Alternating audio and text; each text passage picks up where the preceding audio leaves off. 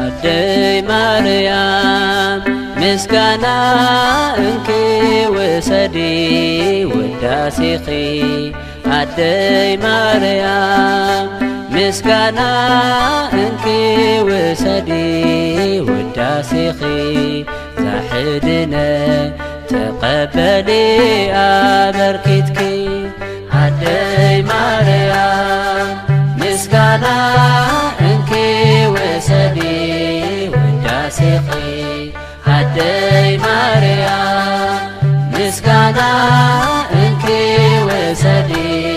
ውዳሴኺ ዛሕድነ ተቀበሊ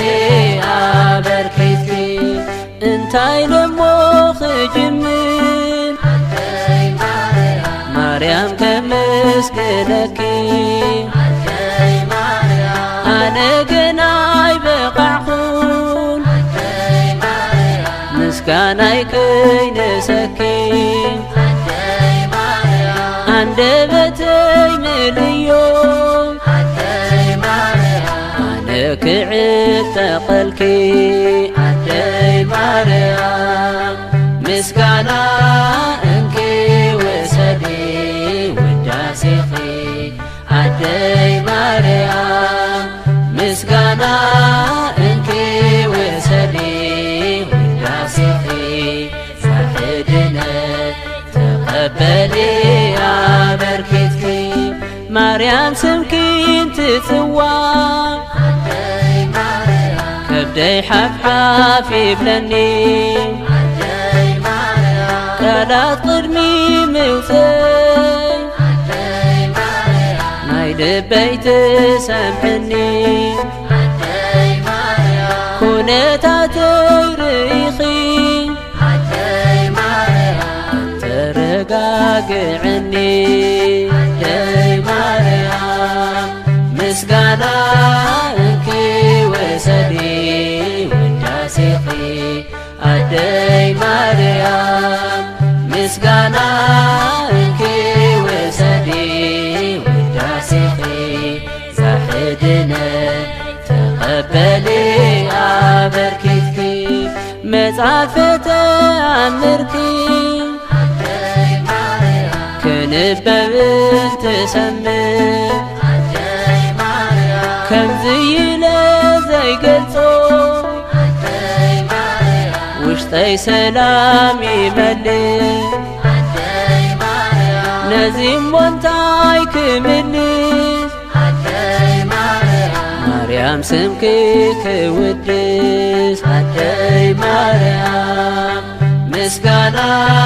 እንኪ ወሰዲ ውዳሴኺ አደይ ማርያም ምስጋና እንኪ ወሰዲ ውዳሴኺ ዛሕድነ ተቀበሊ አበርኪትኪ ማርያም ሽምኪ ጸዊዑ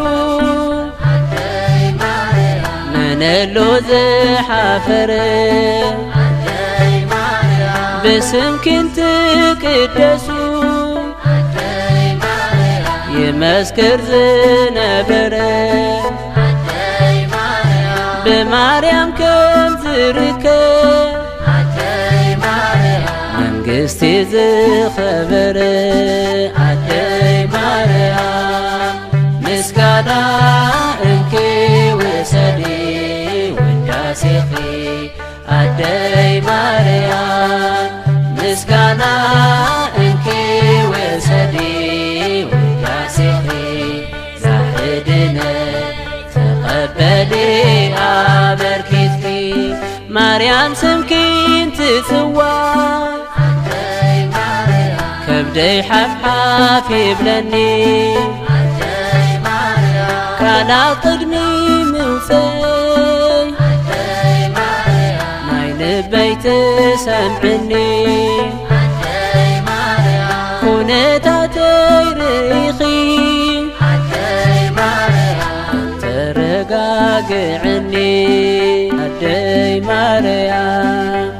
ምስጋና